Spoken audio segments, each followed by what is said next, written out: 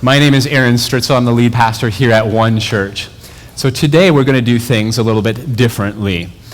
Before you guys grab the black notepads, I know some of you guys are used to doing that, we begin our new series this morning titled Values. We're re-examining what are the core values of One Church and why do we hold these values. And part of it also is sharing stories of who we are.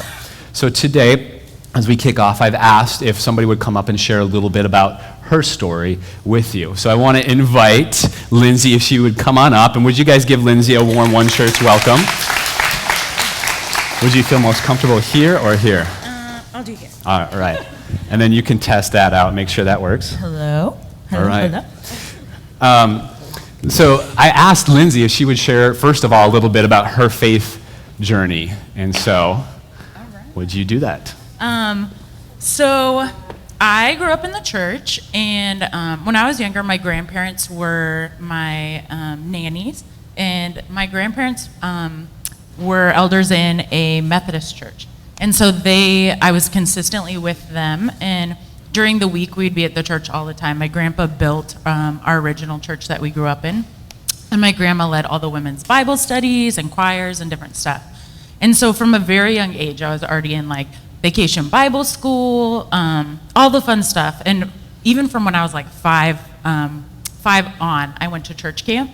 And so from a very, very young age, I already knew who Jesus was. I had been studying the Bible. And when I got to high school, I was at a Christ in Youth conference as a freshman, and I felt very called to become a pastor. And it's funny because during that conference, it was a huge conference in California, and there was a pastor up front, and he was praying, and he said, I feel like someone here is called to be in ministry. And I felt God so strongly say to me, like, that's you. And I remember I literally out loud was like, no. And my youth pastor was there with me, and so was my youth group. And my youth pastor grabbed my arm, and she's like, it's you. And I was like, oh, God. So I went down front, and he had been praying over me. And I went home that day, and I told my parents, and my parents aren't believers. And my parents almost kind of laughed about it, and they said, oh, you want to be in youth ministry? And they're like, what about a real job? And I was like, okay, all right. And so I went back I was in high school at the time, and I got super involved in the church that I was attending at that time. So I was going to church on Sundays, and then Wednesday nights for youth group, and then I did 2 Bible studies a week and small group. So I was literally at church like 5 times a week, and I loved it. Church was my sanctuary and was my safe place. And so as I was being mentored my senior year by our head pastor, I decided to go to a Christian college in California and pursue ministry. And I got to that college in California, and it's pretty conservative. And so we would have to go to chapel 3 times a week and then go to Bible study, church on Sunday. And then you had different like life groups and things. So it ended up being that while I was a ministry major, I was going to church normally 5 to 7 times a week, plus doing Bible study and then studying in my classes. And so I felt deeply connected to God at this point. I felt like I knew who Jesus of the Bible was. I knew everything I could know about Jesus and about God and the Bible. And my senior year, I started to realize that I was gay. And I didn't know what to do with it. And I kept praying, and I said, God, like, why me? You've put this call in my life to be in ministry. You've put this call in my life to share the gospel. And I said, if I'm gay, I don't know how I'm going to do that. And I just wrestled.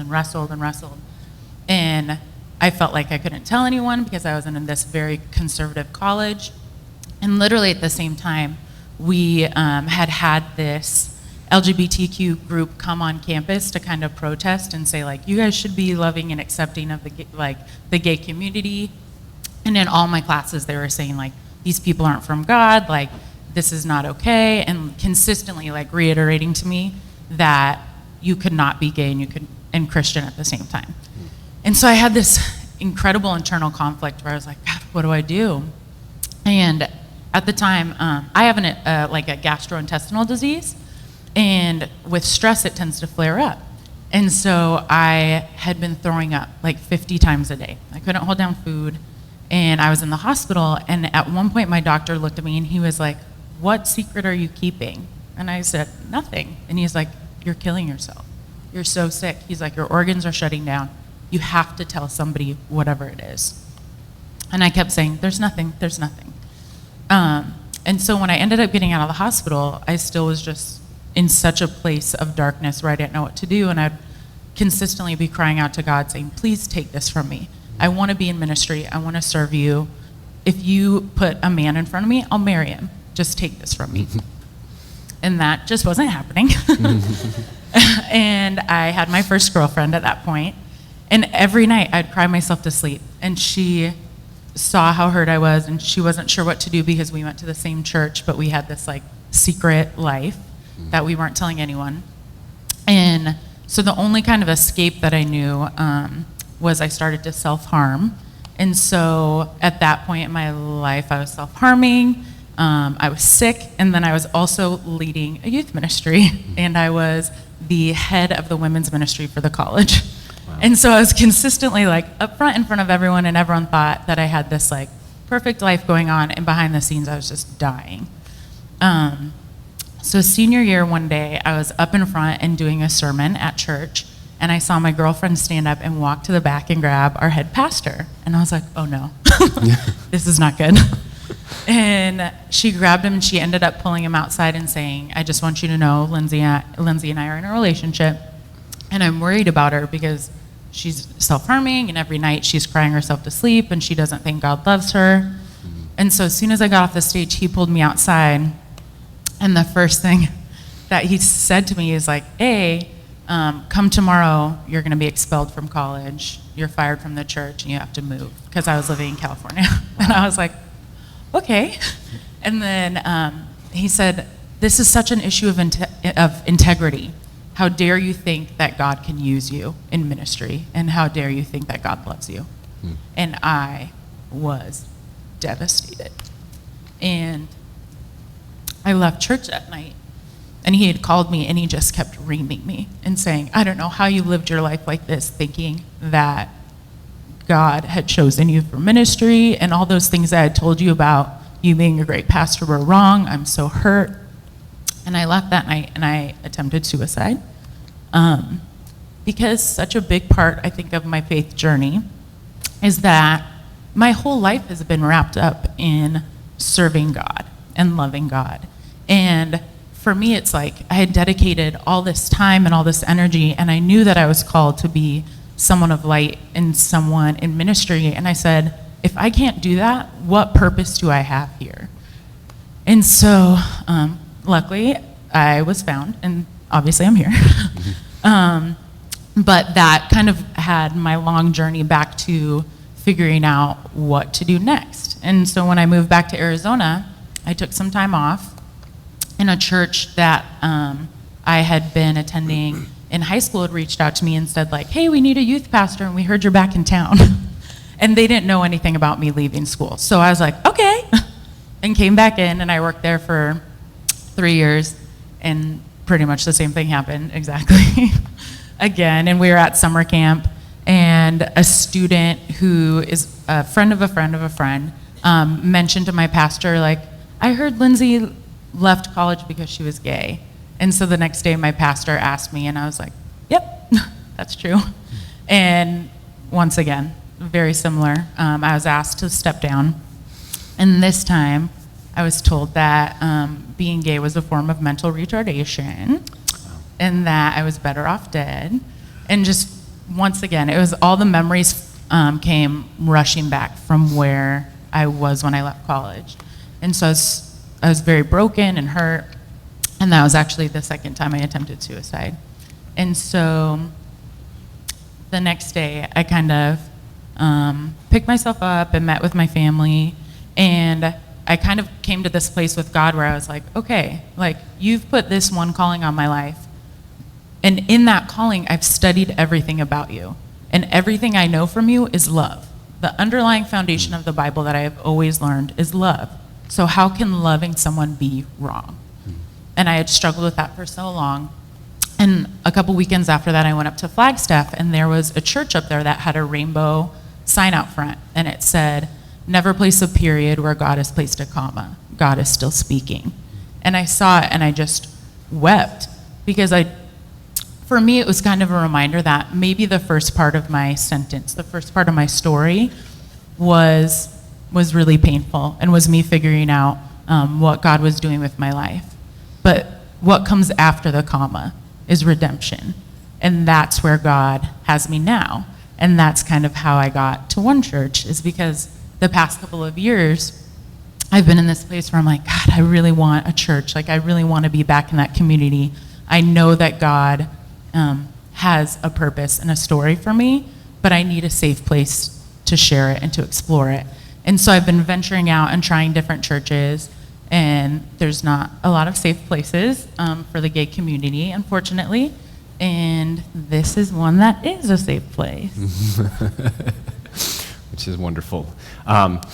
So what has finding a community like this done for you, and why do you think it's important to have places like One Church?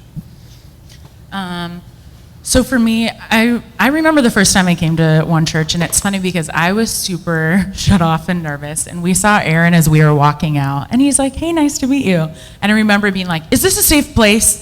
And he was like, "Yes." And literally, instantly, I remember just blurting out verbal vomit on Aaron, where I was like, "Listen, I was a pastor," and I was like, "I've been outed," and I was like, "I just need to tell you right now, I'm gay, but I love Jesus, so I need to know if that's okay." And he was like, "It's okay," and I was like, I don't know, I need to really be here to trust it.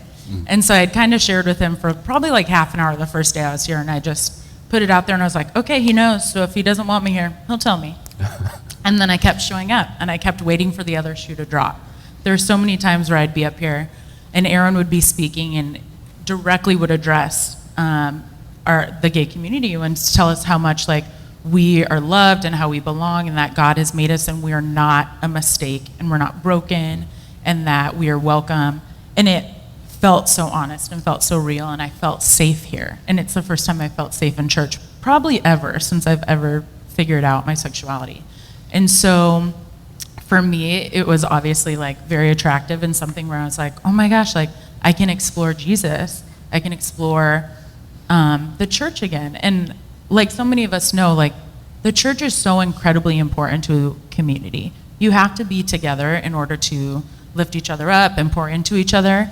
And it's really, really hard in the gay community, because when you're often a gay Christian, it feels like you're walking on this tight wire of, I don't necessarily belong or feel like I belong in the church because the church doesn't understand me. But also the gay community has a really hard time with the church because we've been hurt so badly. So a lot of my gay friends, when I said oh, I found this great church, were like, why would you go to church? They're so hateful. Look what they've done to you. Why would you ever go back to that? And so that was such an interesting struggle when I first got here. And it took a long time for me to be able to trust Aaron and trust the church and trust people here who would say we're so excited to see you. And I was like, are you? But now I know you guys are. And now that's something that as I felt safe, I've been able to really pour into others and really figure out my foundation again and get back into a very safe and healthy place where I can openly talk to people about my relationship with Christ and what it looks like for me being a gay Christian. And that's something I wasn't able to do for a long time. So that's a big reason why One Church is so incredibly important. Thank you. Thank you for sharing. It takes a lot of courage to come up there and share in an honest way your story. So can we tell Lindsay thank you so much for sharing? Thank you so much.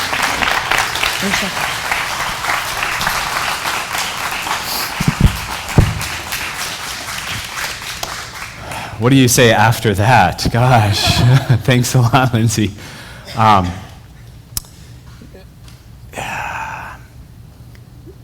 There is something very meaningful when you mentally believe that God is love and God accepts you, and yet when you find a community that loves and accepts you for who you are, it's like an affirmation It's like, oh, this is for real. And so that, I think, is the power of community. And what we're trying to do here as a community is we're affirming love where we find it. We're affirming truth wherever we find it. And there's power in that. And it doesn't come from just the stage here. It comes from all of us coming together and creating that kind of safe place where we can wrestle with things. We can wrestle with our own questions, our own doubts, our own struggles.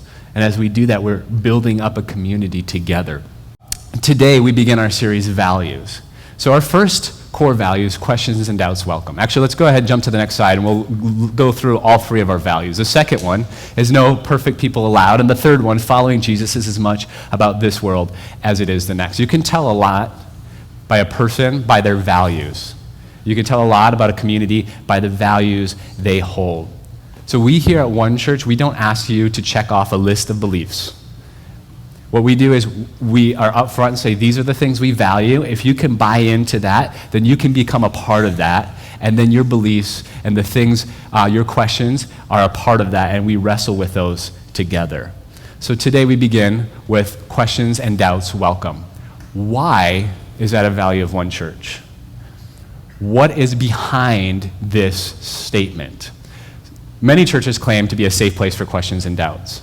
But in reality, what we often discover is as we jump into those safe places, it's okay to question and doubt for a little while as long as we come to the same conclusions that everybody else came to. So there's this pressure. There's this, like, you're okay to question and wrestle as long as you believe X, Y, and Z exactly like we believe. That's not true of One Church. We create a whole lot of space for different beliefs. And underlying all of that is the question of this: what is faith? So that's really the core question that's going to drive today. What is faith? What does it mean to have faith? Because how we answer that question will shape whether we actually do believe that questions and doubts are welcome. So we're going to jump through quickly 3 different ways of understanding faith today. The first way to understand faith is faith as belief. That's one way, and I would argue that's probably the dominant way most people understand faith today. Faith is a certain set of propositional truth claims. Faith is, do you assent mentally to all of this checklist of these doctrines, right? That's what it means to be a person of faith. Yes, I believe the right things. Okay, then you get in. You get into the club. It draws from, actually, the Latin word assensus, which means to assent. But faith as belief is more of a modern idea, drawing primarily from 2 things. In a book written by theologian Marcus Borg, and The Heart of Christianity, he says faith as belief primarily stems from 2 things. Number 1, the Protestant Reformation. Most of us are somewhat familiar with that, which happened in the early 16th century, which basically suggested it took authority which was in the church, from the Catholic Church, predominantly the Pope, down, right? Whatever the Pope, whatever the church said went. Now we put our authority in the Bible. There's some good and some bad. Some critique it as now we have a paper pope, so we just put our authority in a book, and then now we argue and we splinter over what is the correct way. So the Protestant Reformation brought that. Also, before the Protestant Reformation, orthodoxy primarily meant right ways of worship. To be orthodox meant you had the right liturgy, you did the right way of worship. Post-Reformation, orthodoxy primarily became you believe the right things. And then we started to fight and splinter. Then we have Presbyterians, and we have Baptists, and we have Lutherans. Denominations, some of them are good. I think denominations are a beautiful thing because we all have different preferences and worship styles. The problem is if faith becomes all about belief, then we disintegrate and we splinter off from what we believe. And then we begin to circle around our wagons. Like, I believe the right things. I believe the right things about Jesus. No, you don't, so I'm going to go and start my own little thing over here. Does that make sense? And we splinter off from there. The second thing that he talks about is the Enlightenment, which happened during the 17th century. The Enlightenment, as we all know, were dramatically influenced by it. It brought a ton of good. It created all kinds of good things in our world today. But the Enlightenment primarily brought truth is that which is factually and can be proven scientifically. So anything that cannot be proven by our 5 senses is no longer true. It's highly rational. So we've created a culture that's highly rational culture. Not all of that's bad. There's a lot of good that comes from that. But because of that now, faith predominantly means belief to so many people. Interestingly enough, while I was working on this message, I was at a coffee shop. It's very ironic. But I started eavesdropping because I heard the word church and questions and heretics, and so it caught my attention. So I just and I started eavesdropping, and there was two ladies sitting behind me. And one of them was sharing how she was going to this church, I don't know how long, but she felt called to be at this church. And she kept butting up against beliefs and questioning things and wrestling with things. And she seemed very humble but open and like struggling with a lot of stuff, but bumping up against specific doctrines that the church accepted that she wasn't quite sure of, and she was questioning.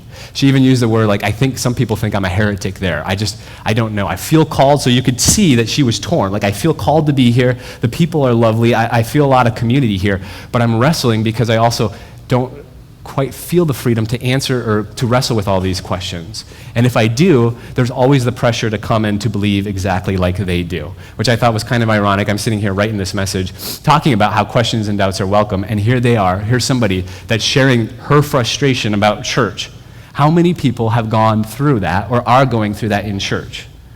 And how many people have left because that's the only framework they have for faith, is you believe these. Right, you draw a box and you believe all of these things, and if you don't, then you're out. And so they walk out. They're like, I can't buy into this, and this is what faith means, and so they walk out. That lady will eventually arrive at one or two places. Either she will come to the conclusion that, hey, what the community believes is actually true, so I accept those beliefs, which I highly doubt it, because once you start critical thinking, you just continue. It's hard to stop. Or, we have a slide, she'll eventually come to the place. Is there another slide in there? Did I miss one? Oh, no. It was a picture of a straitjacket, if we have it in there somewhere. So, she'll eventually feel like this guy here. I would be willing to bet that many of us have gone through a church or been in a setting where we've kind of felt this. Claustrophobic. We felt restricted. We felt like, oh, I can't get out. Because faith has primarily been about belief, which means we can go to the next slide. The opposite of faith as belief then is doubt or disbelief. So what that means is if you doubt, if you question, if you struggle, that's a sign of weak faith. You're all familiar with this. I think all of us have been in a setting like that before. So then questioning and doubting and struggling is actually a sign of weak faith. So it's discouraged. Or if you do, then you kind of feel like people come around you and they're like a little cute puppy, like, oh, you're so cute. You'll get there eventually. You'll come and believe all the things we believe because we're right, you know? And so that is just one example of what faith is. Peter Enns, he's a Bible scholar and a theologian and author. He recently wrote a book called The Sin of Certainty. It's a phenomenal book. If you struggle with faith as belief, this might be a great resource for you. But he summarizes his book, Sin of Certainty, in the following quote, and you can follow along on the screen. He says this: aligning faith in God and certainty about what we believe and needing to be right in order to maintain a healthy faith. These do not make for a healthy faith in God. In a nutshell, that is the problem. And that is what I mean by the sin of certainty. Faith in God and certainty about what we believe. In essence, the core of his book, Sin of Certainty, is saying we've made an idol of our beliefs. We trust our beliefs so much, and when we do, it closes us off from everything else. We're closed off, we're dogmatic, and now we trust our beliefs more than we actually are trusting God. I think actually trusting God opens us up more. But when we trust in our belief, it closes us off. I love the quote in there where he says, we can't be certain of hardly anything. I mean, if we're honest, what does the afterlife look like? When we talk about God, people have different views of God. When we talk about the Bible and the stories in the Bible, people have different views. How much of them happened literally? How much of them were stories that enhance our own personal journeys? How do you decipher these things? There's a ton of gray. There's a ton of uncertainty. Is there other ways of looking at faith. So we're going to look at two other ways. The second one is faith as trust. I think this actually best captures what faith is, most accurately, faith as trust. One of my favorite scripture verses is in Proverbs 3, 5, and 6. Trust in the Lord with all your heart. Do not rely on your own insight. In all your ways acknowledge him, and he will make your path straight. There's certain verses that I think we all find that really speak to us in different points of our life. And my guess is that you found certain ones that you found comforting at different parts of your life that kind of have stuck with you. This is one of those that have stuck with me. Christian tradition teaches that the Bible is inspired by God. All Christians agree on that. Now, what does it mean to be inspired by God? There's a whole variety of people and beliefs and what it means to be inspired. Some people say, well, that means the Bible is inerrant or perfect. Some people say, well, the authors were inspired by God, either by some sort of concept or maybe even more accurately, specifically.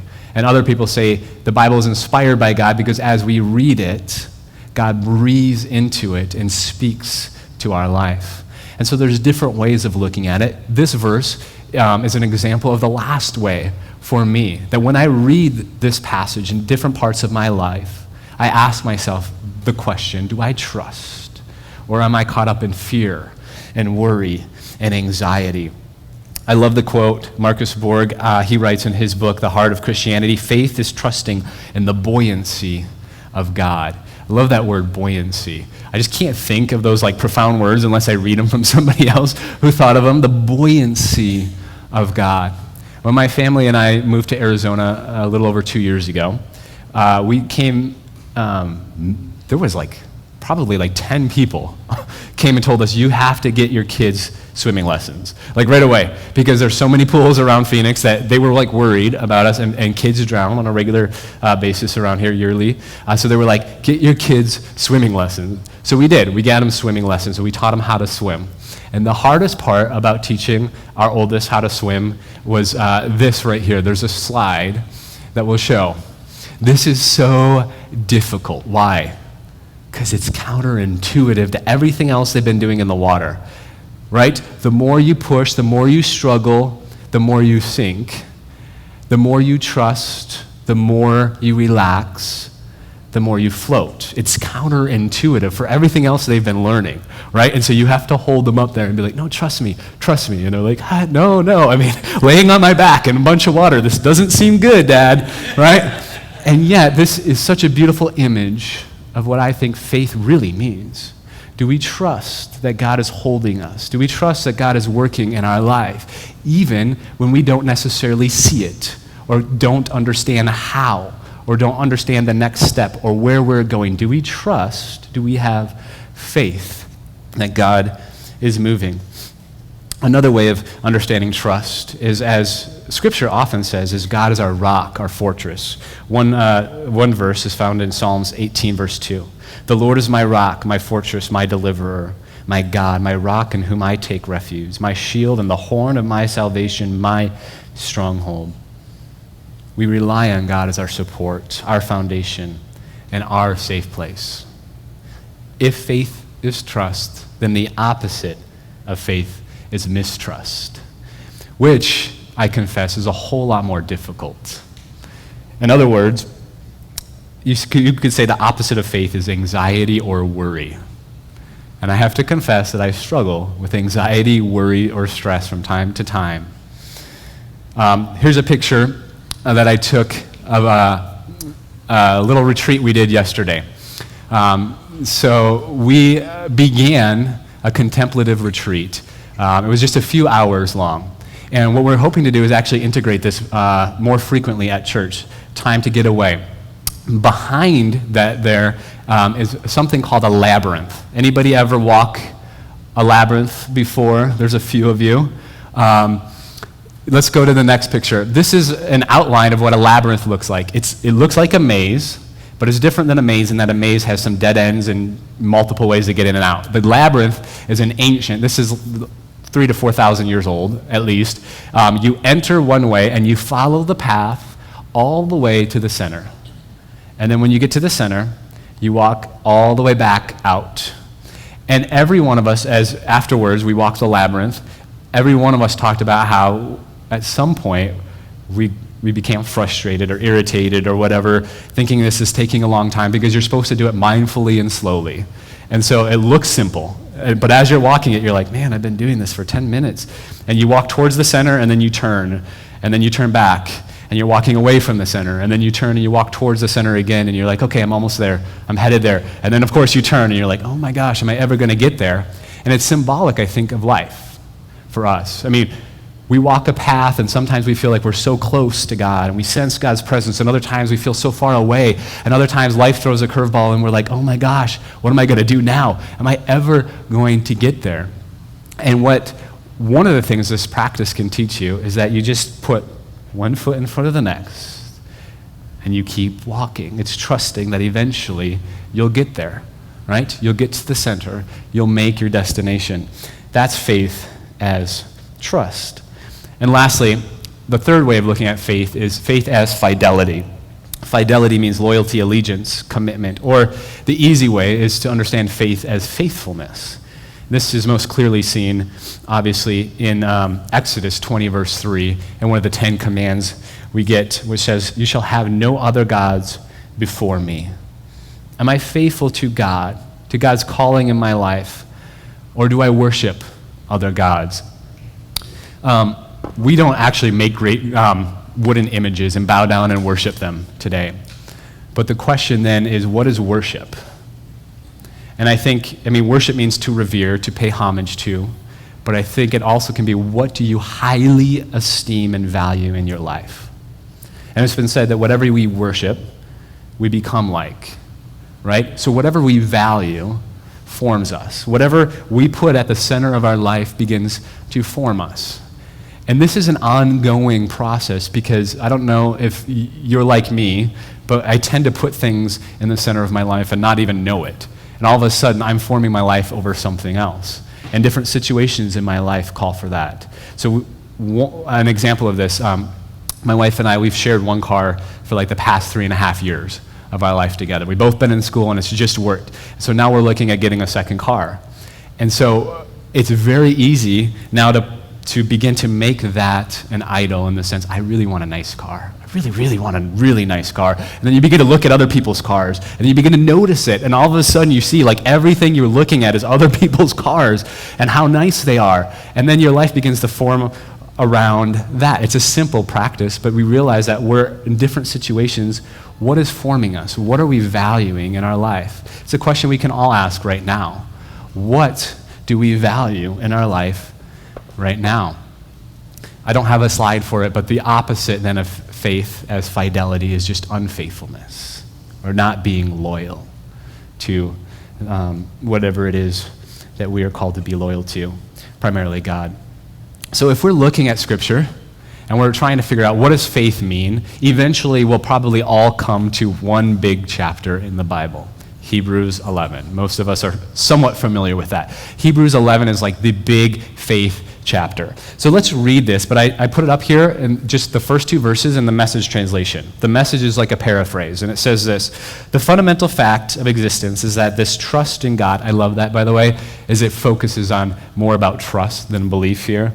Trust in God, this faith, is the firm foundation that everything that makes life worth living it's our handle on what we can't see. The act of faith is what distinguishes our ancestors and set them above the crowd. It was their faith. It was their trust to take the next step.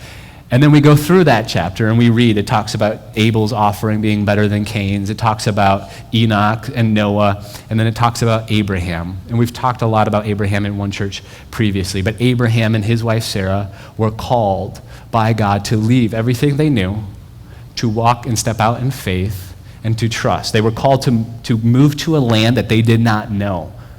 And they are exemplars of what it means to be people of faith. They weren't certain.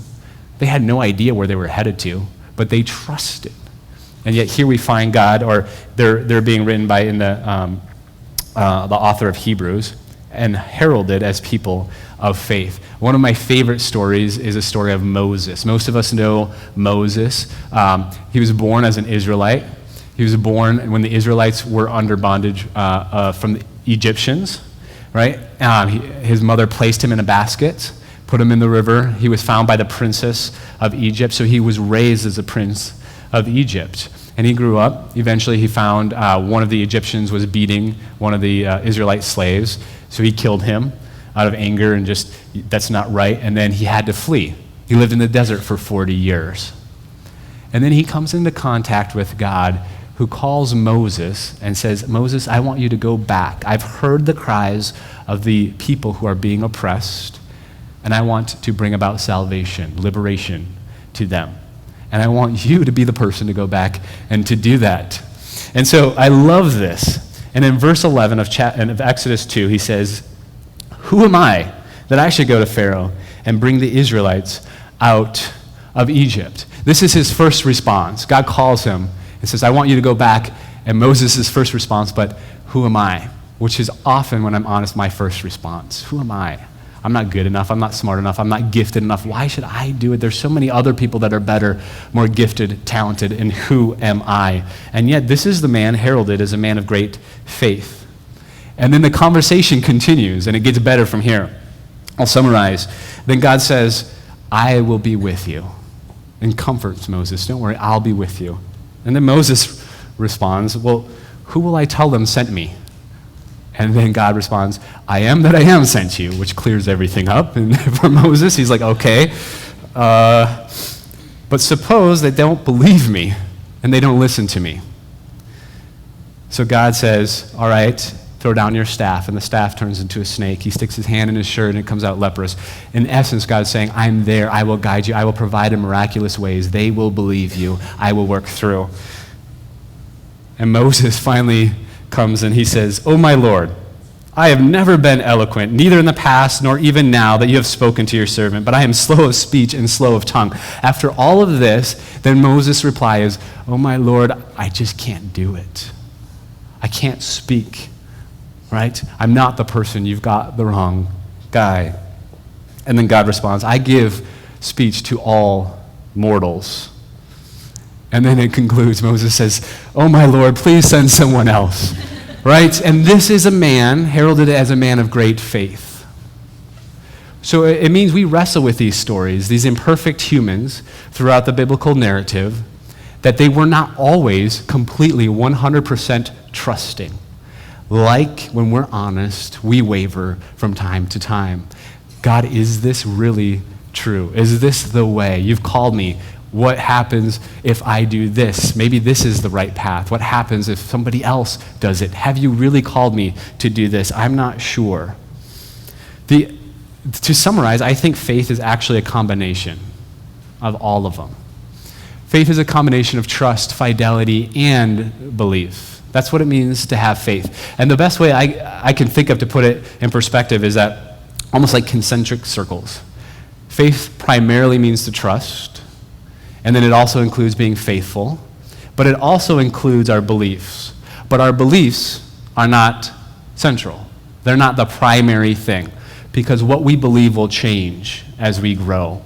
I sure hope so, right? I have a 7-year-old right now. When he is 10, I hope he doesn't act and think the same way he does right now, right? I hope that he grows for obvious reasons, but I hope he actually listens to mom and dad when he tell him to do stuff. But I hope that when I'm 40, that I've grown, that my beliefs have changed. I hope that when I'm 50, my beliefs have changed. So this way of viewing faith then, beliefs influence our faith, because if we believe that the world's going to end tomorrow, we'll live differently, right?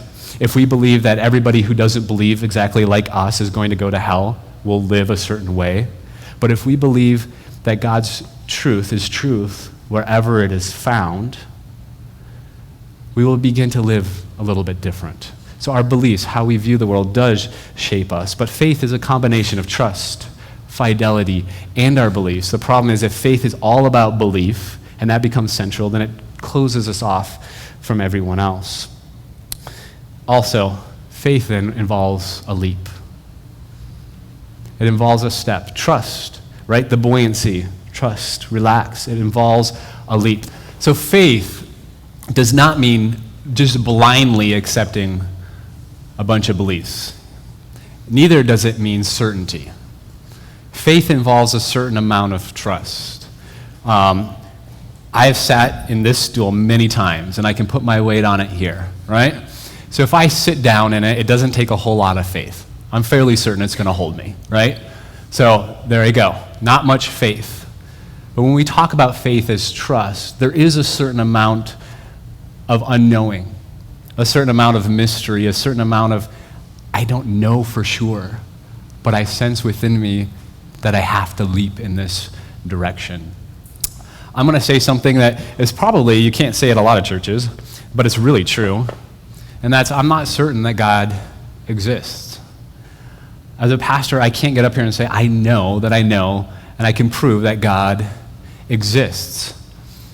I was taught and raised with faith as belief. And then I was taught this whole stream called apologetics, where you can argue for the proof of God. And eventually I came to a point in my life where it's like, yeah, I could see both sides. I mean, you can argue and try to prove God, but you can argue and try to disprove God. And either one, I mean, if it was a blanket statement, either we would every one of us would believe in God, and it wouldn't really be a whole lot of faith, or no one would believe in God if you could disprove that God exists, right? And so there's a certain amount of faith, of trust that requires you to take that leap.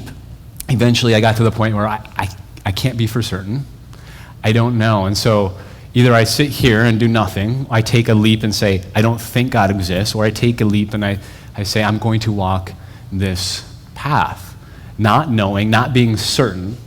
But as I reflected on my life and what my experience led me and how it shaped and formed me, and then as I read, as Lindsay shared, when you actually read the scriptures, and especially the life of Jesus, you see a God of love and compassion. And you dive into that. And eventually I came to a point in my life where I was like, well, I could give myself to that. Really, it's not beliefs, because I don't know what I believe. I was at a point, I don't know so many things about what I believe, but I came to a point, I got to take a step somewhere. And it came down to the life and the teachings of Jesus. Jesus, who lived a radically different life, loving and including others, that others excluded and shamed. And I began to say, well, I think I could give myself to that life. I think that would form me into a more loving and compassionate person. And as well, it would challenge me to live beyond myself. I could give myself to that. I could take a leap in that direction without it being predominantly about my beliefs. And my beliefs will come and go and they'll change. And I say that because I know there's people here, many of us, who are like, I'm not sure what I believe about certain things and certain topics yet. God is a big one. Jesus, how do I view Jesus? There's all different kinds of beliefs about these things. But can you give your life to the way of Jesus? Can you give your life in trust that that way will lead you into your full humanity, will lead you to become a better human, more loving, more compassionate person?